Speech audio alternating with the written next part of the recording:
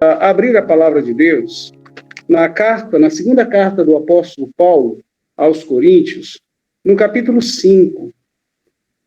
Nós vamos ler do versículo 14 até o versículo 17. É um texto bem conhecido. Eu vou ler aqui na minha versão. Ela é um pouquinho diferente, mas eu acredito que não vai gerar nenhum transtorno na compreensão do contexto e do texto, né? Então, 2 Coríntios, capítulo 5, do versículo 14 até o 17. Então, diz assim a palavra do Senhor.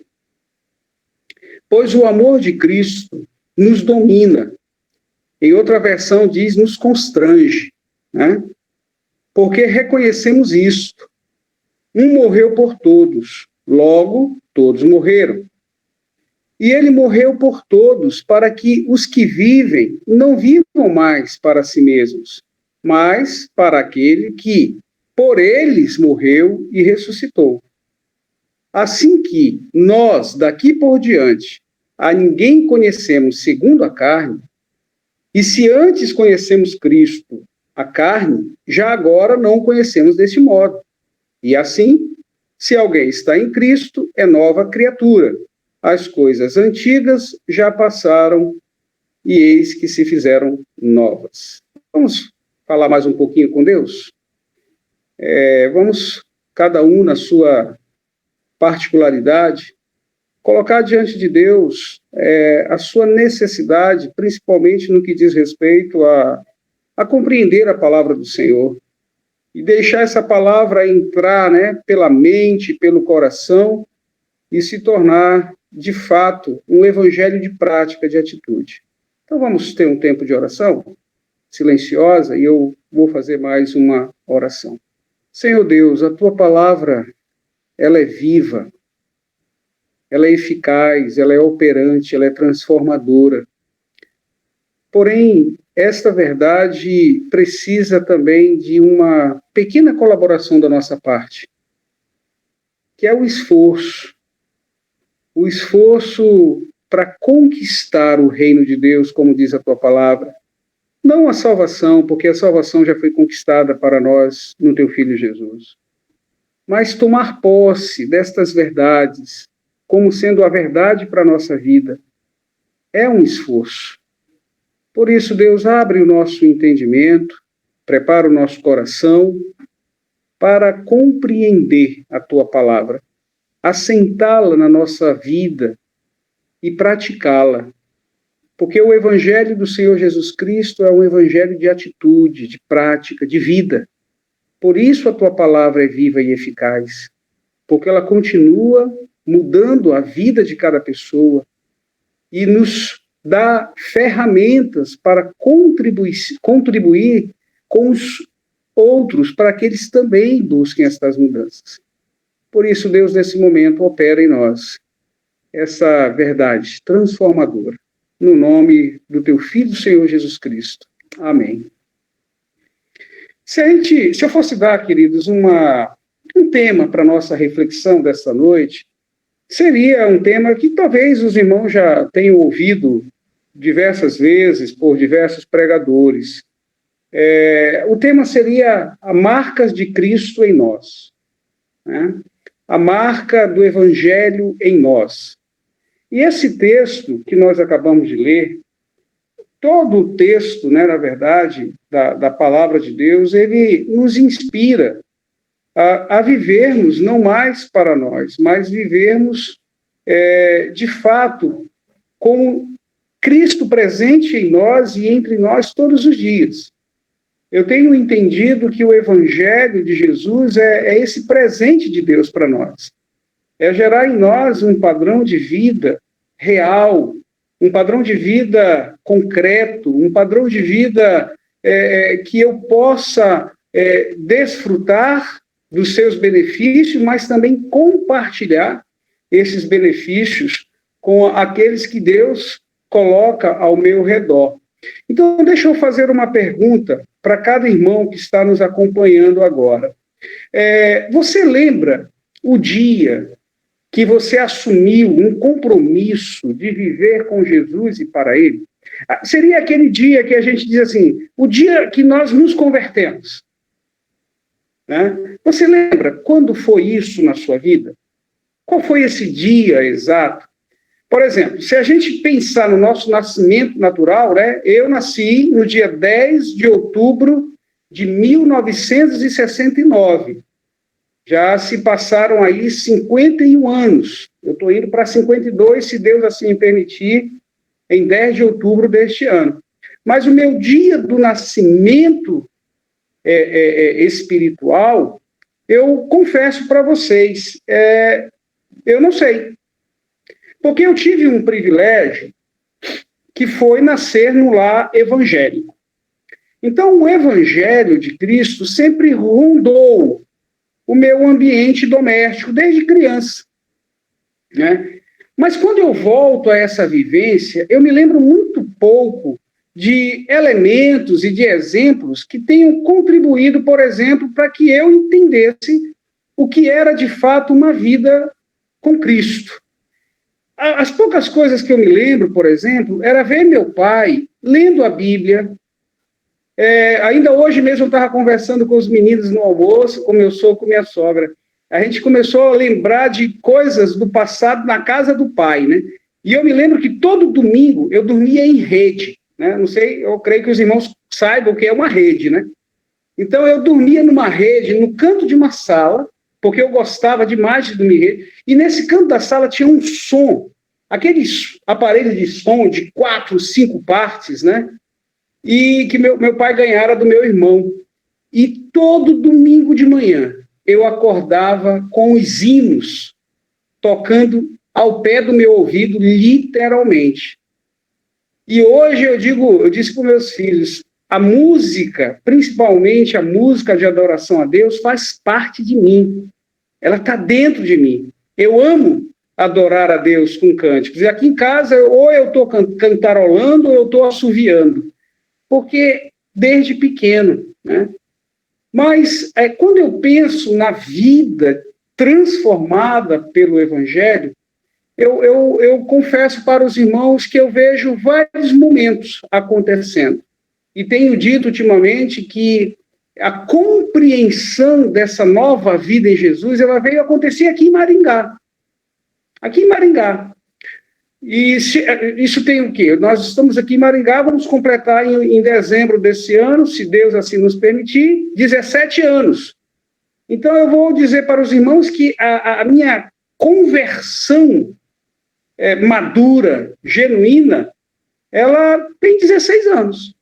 E eu já sou pastor, ou estou pastor há 26 anos, né?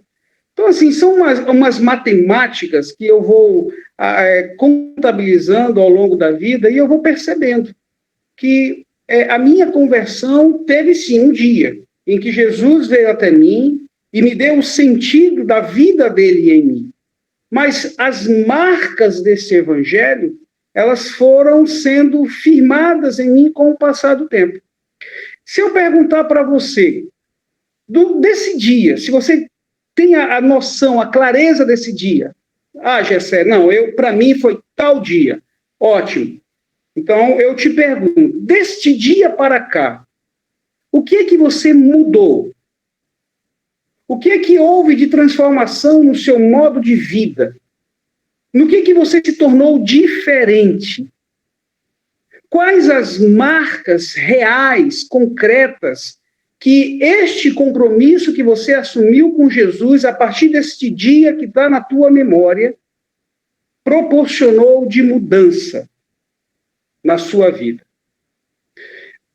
Pensa nisso, reflete nisso. Porque uma coisa, queridos, eu acredito piamente, que uma vida com Jesus não nos deixa da mesma forma como nós éramos antes dele na nossa vida.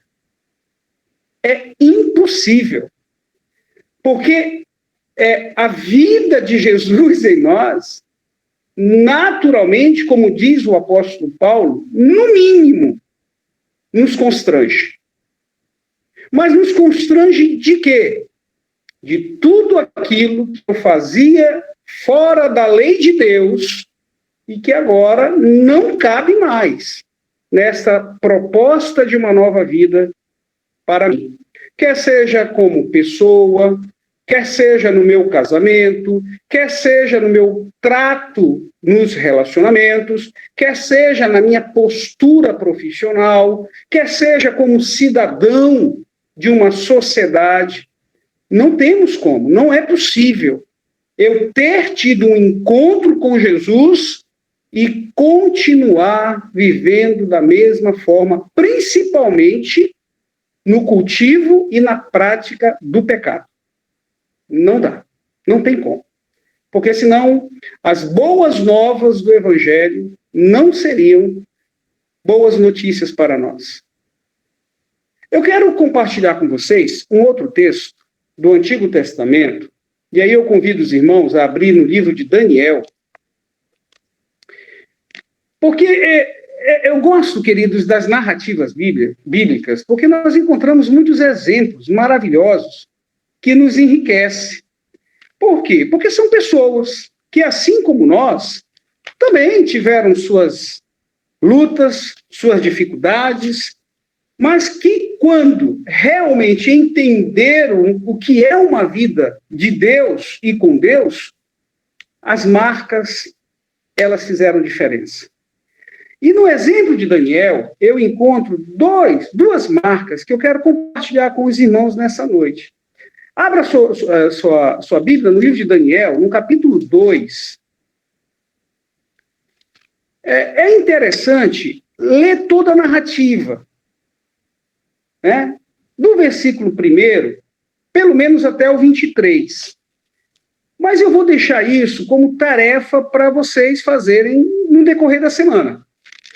O capítulo 2 de Daniel relata a experiência. Daniel, lembrando que Daniel, assim como Ananias, Misael e Azarias, eram jovens que haviam sido deportados de Jerusalém para a Babilônia, naquele processo de cativeiro que Israel iria enfrentar por 70 anos. E esses homens eram jovens, adolescentes, jovens, praticamente ainda descobrindo a vida, mas eram jovens diferentes. É muito interessante o livro de Daniel, porque nos mostra, né, a partir do capítulo 1, esses detalhes. E aqui, Daniel, com seus amigos, já estavam inseridos dentro daquele contexto babilônico, de idolatria, né, de muitos deuses, onde o próprio rei era quase um deus e tudo mais. E um dia, Nabucodonosor, ele teve um sonho, uma noite, na verdade, né? E ele, então, teve um sonho que o incomodou muito. E ele, então, chama todos aqueles profissionais que eram capazes de interpretar o seu sonho para que assim o fizessem. Só que, quando esses profissionais chegam na presença de Nabucodonosor, eles dão uma de esperto, né? Eles queriam que o rei contasse o sonho, para que eles pudessem dar a interpretação. E aí Nabucodonosor, muito esperto, disse, não vou contar não, vocês têm que saber. Vocês não são preparados para isso? Não é o dom que vocês têm? E aí ficou naquela luta. Não, conta, rei, porque se o senhor contar, a gente dá a interpretação. Aí o rei disse, não vou contar não, vocês têm que saber o que é que eu sonhei. É isso que eu vou encontrar nesse texto. Daniel, capítulo 2, do verso 1 ao 23. Só como aqueles profissionais não conseguiram, né, saber qual era o sonho e, consequentemente, interpretá-lo, Nabucodonosor ficou irado. E aí ele já decretou uma ordem. Manda matar toda essa galera aí. Magos, intérpretes, sei lá. O que tiver aí, manda matar. E foi baixado um decreto. Daniel ficou sabendo desse decreto. E pediu para um serviçal do rei que falasse para o rei, olha, eu quero interpretar esse sonho. E aí esse serviçal, né, conseguiu levar Daniel até o rei, e quando Daniel chegou diante do rei, o rei falou a mesma coisa, eu tive um sonho, foi difícil, eu quero a interpretação. E aí eu quero mostrar para vocês a primeira marca de Daniel, no versículo 16 do capítulo 2. Daniel foi falar com o rei para pedir que lhe desse tempo, e ele revelaria ao rei a interpretação. Qual é essa marca, queridos? A primeira marca que eu quero compartilhar com vocês dessa vida de Cristo em nós é a humildade. Daniel se colocou diante do rei num momento extremamente perigoso. O rei estava irado, transtornado. E Daniel diz assim: rei, me dá um tempo. Eu vou me preparar para decifrar esse sonho. Aí o versículo 27, olha o que Daniel fez. Então Daniel foi para casa e explicou a situação a Ananias, Misael e Azarias, seus companheiros, para que pedissem misericórdia ao Deus do céu sobre este mistério, a fim de que Daniel e os seus companheiros não fossem mortos com o resto dos sábios da Babilônia. Queridos, a humildade é uma marca que faz toda a diferença na nossa vida. Toda a diferença. A primeira diferença que a verdadeira humildade gera em nós é nos livrarmos do risco de pensar que podemos viver longe e sem a graça divina. A humildade nos esvazia de nós mesmos, deste ego, muitas vezes orgulhoso, prepotente, que não olha para a possibilidade de crescimento através dos outros. Daniel poderia ter sido tomado, por uma postura onde ele poderia aproveitar aquele momento do rei de agonia e se autopromover. Mas não foi isso que ele fez. Ele reconhecia a sua limitação, ele reconhecia a sua necessidade de buscar apoio. E foi o que ele fez. Ele buscou nos seus 3 amigos esse apoio. Mas, na verdade, eles buscaram no Senhor o apoio, para experienciar esse momento com sabedoria, com discernimento, com coragem, acima de tudo, com graça. Então, aqui fica a primeira marca na nossa vida, a humildade. Essa nova vida de Cristo em nós precisa gerar humildade. Agora, nós precisamos atentar para o fato que humildade não é autopiedade, não é peninha de nós, não é aquele argumento que muitos usam para se esquivar das suas responsabilidades do tipo, eu não posso, eu não tenho condições, nada dá certo na minha vida, coitadinho de mim. Não. Humildade não é isso. Humildade é reconhecer, sim, os potenciais, a capacidade, mas entendendo que tudo isso está totalmente nas mãos do Senhor, na direção de Deus. E foi isso que Daniel fez. Aí no versículo 19, diz assim, então o mistério foi revelado a Daniel numa visão de noite. Olha a postura de humildade. Daniel bendisse ao Deus do céu. Ou seja, aquele homem reconhecia que não era dele a habilidade, não era dele a capacidade, não era dele a competência, mas vinha do Senhor. Então, essa é a primeira marca que eu quero compartilhar com os irmãos, dentro daquele contexto que nós lemos de 2 Coríntios, a nova vida de Cristo em nós. A segunda marca, queridos, seria a gratidão. E essa gratidão, ela fica muito escancarada para nós a partir do versículo 20, onde Daniel exulta ao Senhor pela sua graça misericordiosa de ter revelado a ele o mistério do sonho. Gente, olha que coisa linda, maravilhosa, a partir do versículo 20 até o versículo 23. Bendito seja o nome de Deus, de eternidade a eternidade, porque dele é a sabedoria e o poder. É ele quem muda o tempo e as estações, remove reis e estabelece reis. Ele dá sabedoria aos sábios e entendimento aos inteligentes. Ele revela o profundo e o escondido. Conhece o que está em trevas e com ele mora a luz. Ó Deus de meus pais, eu te agradeço e te louvo, porque me deste sabedoria e poder, e agora me revelaste o que te pedimos, porque nos fizeste saber este caso do rei. Queridos, a segunda marca que eu vejo no exemplo de Daniel é a gratidão.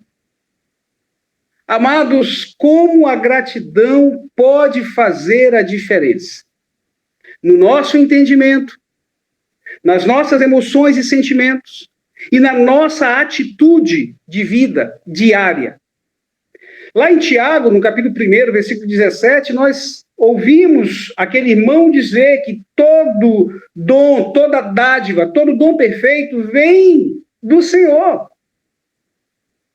Queridos, nesses dias que nós temos vivido, o simples fato de estarmos respirando com saúde, trabalhando, sorrindo, chorando, tendo as pessoas amadas ao nosso lado, só isso já seria suficiente. Mas eu vou agregar a isso outros elementos: o nosso trabalho, o nosso sustento, a nossa casa, o conforto do nosso lar.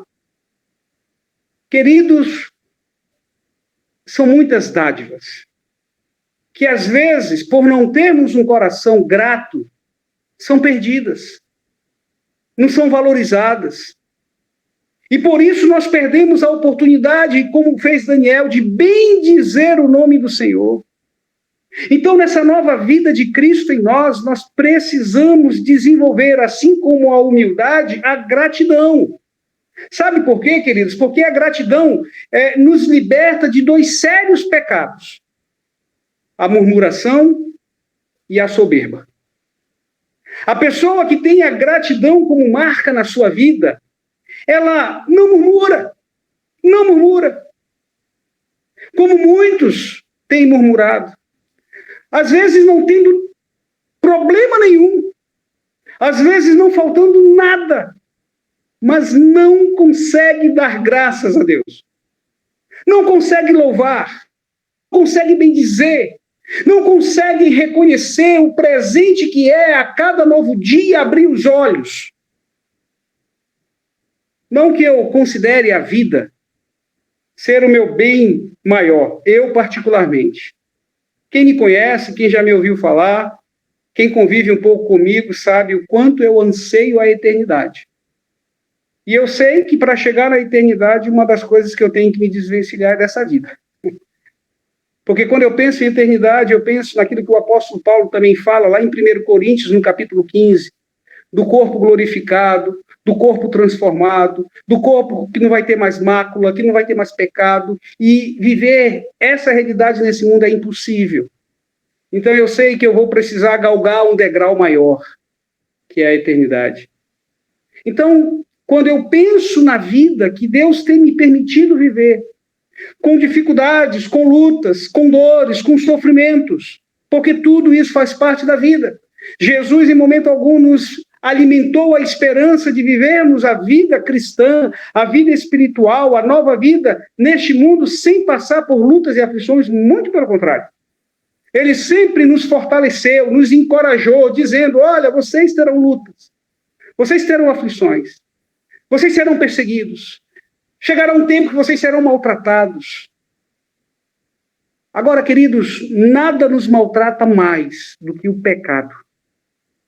E é interessante como a gente se esforça tanto, tanto, para não sofrer por causa da falta de dinheiro, por causa da falta de saúde, por causa da falta de amigos, por causa da falta de uma boa condição de vida.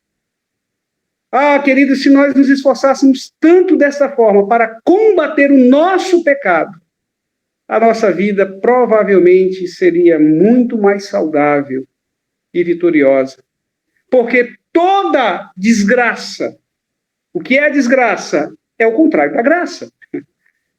Toda a bancarrota que nós estamos vivendo no mundo, e isso não é de agora, isso não é só de um ano para cá. Eu me atrevo a dizer que isso é desde o Éden para cá. Tem uma causa, o pecado. E a gente não se esforça muitas vezes. Eu não me esforço muitas vezes para lutar contra aquele pecado que eu conheço, que eu sei que está em mim. Então, queridos, a gratidão, ela me livra da murmuração. Até porque a palavra de Deus nos diz que em tudo devemos dar graças.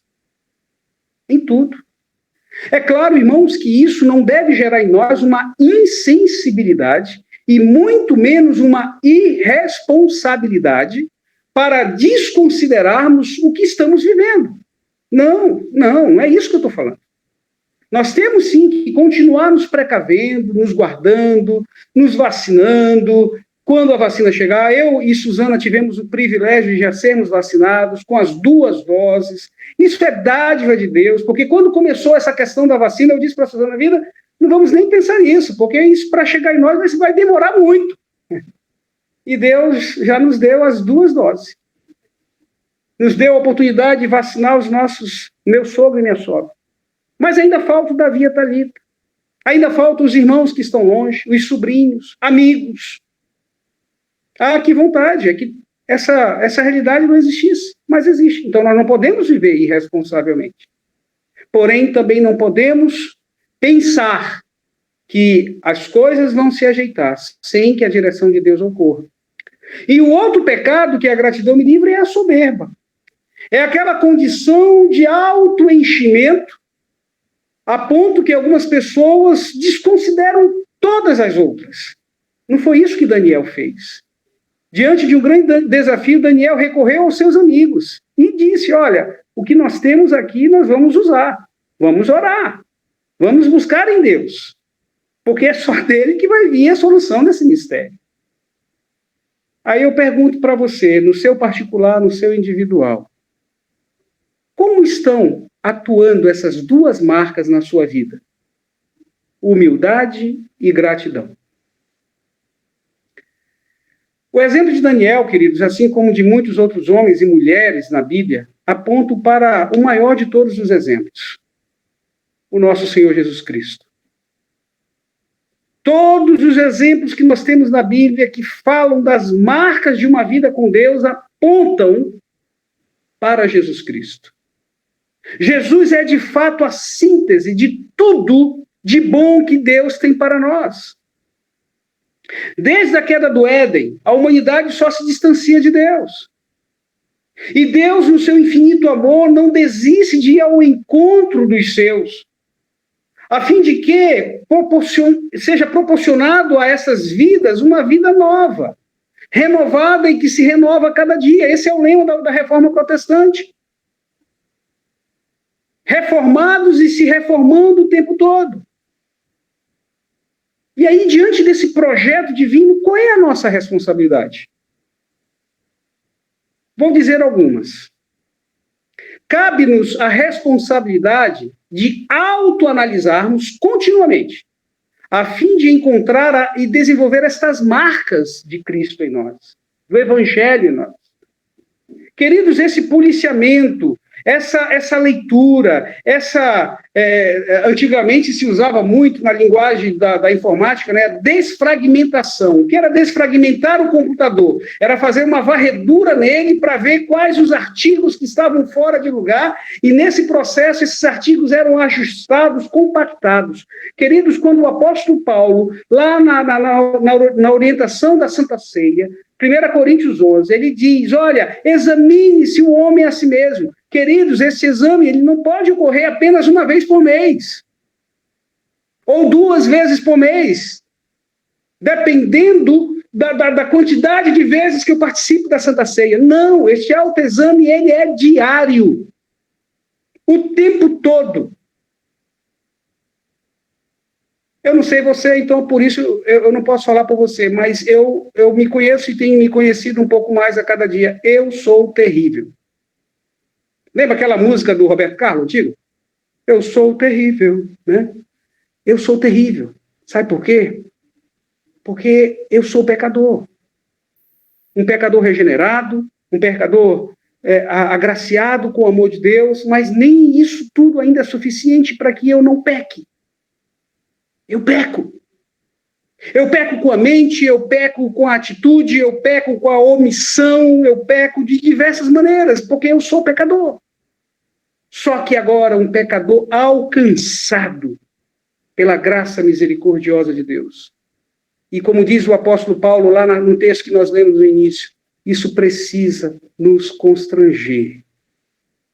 É por isso que eu reforço a fala dizendo que não é possível viver da mesma forma que eu vivia antes de Cristo na minha vida.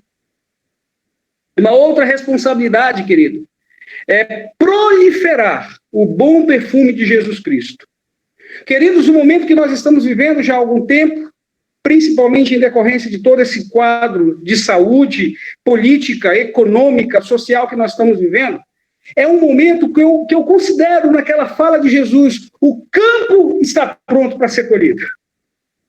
Porque, querido, nós estamos vivendo um tempo de medo, um tempo de desesperança, um tempo onde os interesses pessoais é que são extremamente determinantes.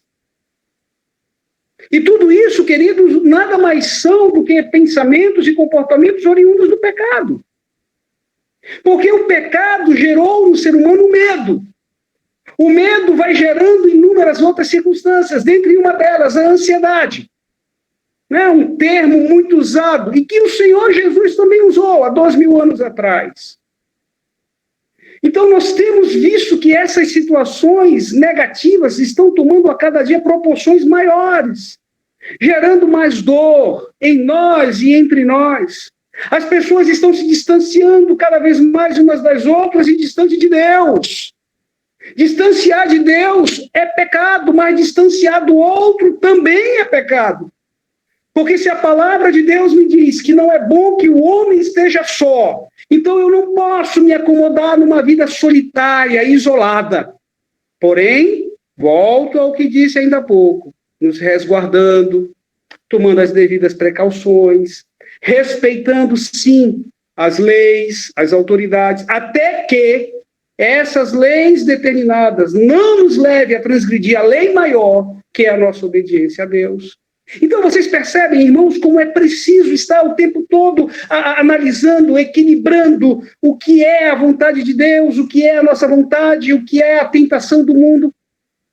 Então, nós precisamos, sim, estar sendo vigilantes, mas que o momento que nós estamos vivendo é um momento oportuno para levarmos a palavra do Evangelho, que é uma palavra de esperança, que é uma palavra de conforto, que é uma palavra de paz, que é uma palavra de vida, que é uma palavra de encorajamento.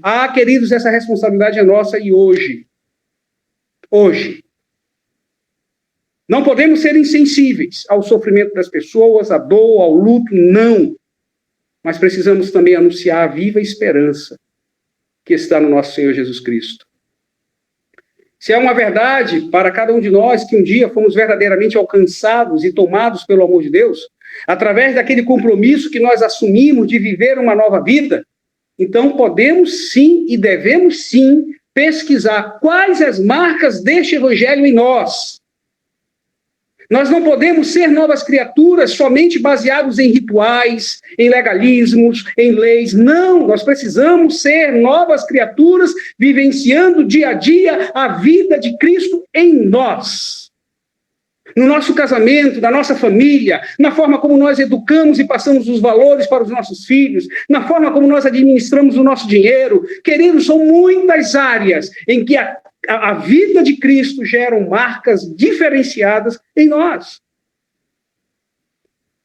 Podemos nos perguntar se há em nós, queridos, um coração grato e humilde. Podemos verificar nos nossos pensamentos e nas nossas atitudes como, de fato, a vida de Jesus em nós tem transformado. Não só a nossa realidade, mas como nós temos sido usados para transformar a realidade dos outros. Os dias que temos vivido, como eu disse, é aquele tempo que nós podemos gerar, transmitir, proliferar a revitalização espiritual de uma vida cheia de esperança. Agora, queridos, a gente não vai dar o que não tem. A gente não vai dar o que não vive. A gente não vai dar o que não crê. Porque se a gente fizer isso, nós estamos sendo hipócritas. E se tem uma coisa que desagrada o coração do nosso Senhor Jesus Cristo, aquele que nós dizemos ser o Rei dos Reis, o Senhor dos Senhores, o nosso dono, o nosso irmão mais velho, o Alfa e o Ômega, enfim, tantas classificações. Mas se isso não tem gerado em nós mudanças reais, somos hipócritas, falsos, mentirosos. E essas não são a marca do Evangelho de Jesus. Precisamos sim estar atento a todos os perigos e ameaças que se levantam a cada dia e que vão continuar se levantando, irmãos. Os dias são difíceis, ficarão mais difíceis provavelmente, porém o amor de Deus não muda.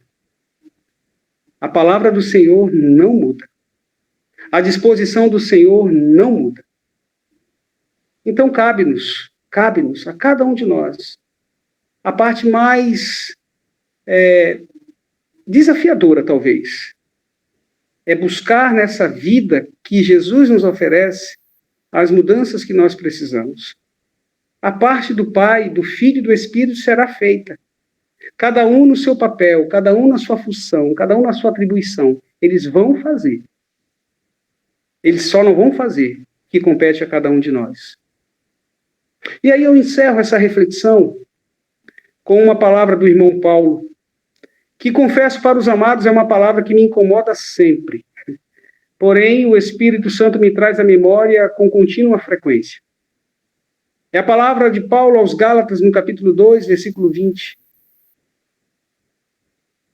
Quando Paulo, usando a si próprio como modelo naquela proclamação, naquele anúncio, ele diz: logo, já não sou eu quem vive, mas Cristo vive em mim. E esse viver que agora tenho na carne, vivo pela fé no Filho de Deus, que me amou e a si mesmo se entregou por mim. E eu confesso, queridos, que esse é um dos textos que me fez repensar a algo que eu sempre preguei durante meu ministério, que eu já cheguei até a compartilhar isso na igreja, num culto presencial, quando eu disse que por muito tempo eu desafiava e me desafiava a viver a vida de Cristo. Mas aí eu entendi que isso é impossível. Porque eu não tenho força, eu não tenho vontade, eu não tenho recursos para viver a vida de Cristo. Mas aí Paulo diz assim, olha, logo já não sou eu mais quem vive, mas é Cristo que vive em mim. E eu penso que é esse o verdadeiro e genuíno convite que eu e você podemos e devemos fazer todos os dias. Jesus, de fato, vive em mim. Em todos os momentos. Porque esta é a única forma de contrariar, de não contrariar as marcas do Evangelho de Jesus em nós. Então, que Deus nos dê graça, sabedoria, que as palavras do apóstolo Paulo também sejam revitalizantes para nós, quando ele pede a Deus, Senhor, opera em mim o querer e o realizar. Porque sem esta vida de Cristo em nós, nós vamos continuar vivendo a vida que nós achamos que devemos viver. Então, queridos, o meu pedido a cada um de nós nessa noite é que a gente possa pesquisar quais são as marcas que o Evangelho de Jesus, de fato, tem gerado em nós. E aí, meus amados, isso é uma análise pessoal, é uma análise, sabe, do quarto secreto, que Jesus diz, olha, vai lá, te tranca, e fala com o Pai. O Pai revela. Porque o Pai, a quem nós buscamos, é o Pai da verdade. Ele não oculta, ele não mente, ele revela. Então peça a Deus para que ele revele em você as marcas. Aí sim, aí voltando para o texto do apóstolo Paulo, lá em 2 Coríntios, que nós lemos no início, né? No capítulo 5, no versículo, a partir do versículo 16. Vamos ler todo ele novamente? O 14 até o 17. Pois o amor de Cristo nos domina. Você, de fato, é dominado pelo amor de Cristo?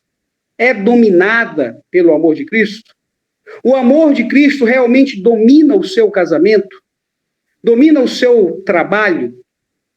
Pois o amor de Cristo nos domina. Porque reconhecemos isso. O que é que eu e você devemos reconhecer? Um morreu por todos, para que os que vivem não vivam. Um morreu por todos, logo, todos morreram. Ou seja, nós não temos mais a vida que tínhamos. Agora é a vida de Cristo em nós. Versículo 15. E ele morreu por todos. Mas todos quem? Os que creem nele. Os que assumem uma vida com ele. Isso aqui é muito importante. Para que os que vivem não vivam mais para si mesmos, mas para aquele que por eles morreu e ressuscitou. Quem foi que morreu por você? Quem foi que morreu por mim? Quem foi que ressuscitou por você? Quem foi que ressuscitou por mim? Por nós. Cristo. Cristo. Aí o versículo 16. Assim que nós, daqui por diante, a ninguém conhecemos segundo a carne. E se antes conhecemos Cristo segundo a carne, já agora não conhecemos deste modo. Aí eu me lembro de um outro irmão, Jó, que no finalzinho do seu livro diz assim, olha, antes eu te conhecia só de ouvir falar, mas agora meus olhos te veem. Mas se você conhece a narrativa do livro de Jó, você sabe então o que é que Jó precisou passar para conhecer a Deus agora com os olhos, não só de ouvir falar. E nessa narrativa de Jó nós vamos encontrar muito sofrimento, muita dor, muita luta, muita injustiça. Mas foi o que contribuiu, foi o que forjou um novo caráter na vida de Jó. E aí no versículo 17, agora sim. E assim, se alguém está em Cristo, é nova criatura. As coisas antigas já passaram, e eis que se fizeram novas. Aí você diz assim, mas peraí, Jessé. A cada dia que passa são sempre as mesmas notícias, as mesmas lutas, as mesmas dores, os mesmos sofrimentos. Sim, e vão continuar assim. Mas aquele mundo que está aqui dentro, na minha vida e na sua vida, nunca é o mesmo. Porque o Senhor nos fortalece na nossa fraqueza. O Senhor renova suas misericórdias a cada manhã. E nos guarda e abençoa durante todo o dia. E quando nós chegamos em casa para dormir, diz a palavra, Ele nos concede o sono do justo. E aí? A vida de Cristo em nós vale a pena ou não? Pensa nisso. Senhor Deus, que a Tua palavra seja de fato viva, nos incomode, nos inquiete, nos tirando, Deus, da conformação, da passividade. Eu falo por mim, Senhor, me ajuda. Me ajuda a não ser insensível à dor, ao sofrimento e à necessidade daqueles que estão perto de mim. Não me permita, Senhor, me conformar no meu conforto, na minha tranquilidade, no meu dinheiro, na minha esposa, nos meus filhos, na alegria de tê-los perto de mim. Não me conforma, Deus, não me deixa conformar, mas também não me deixa ser murmurador, não me deixa ser ingrato, em reconhecer que muito mais do que sou merecedor, se é que há algum merecimento, o Senhor tem me concedido com fartura a cada dia. Ó Deus, que assim como Daniel, eu continue te louvando, te adorando e bendizendo em todos os momentos da minha vida, quer sejam momentos bons ou difíceis. Me ajuda, Senhor, e ajuda os meus irmãos a ter e viver as marcas de Jesus em nós. É no nome do soberano Senhor Jesus que eu oro e te agradeço. Amém.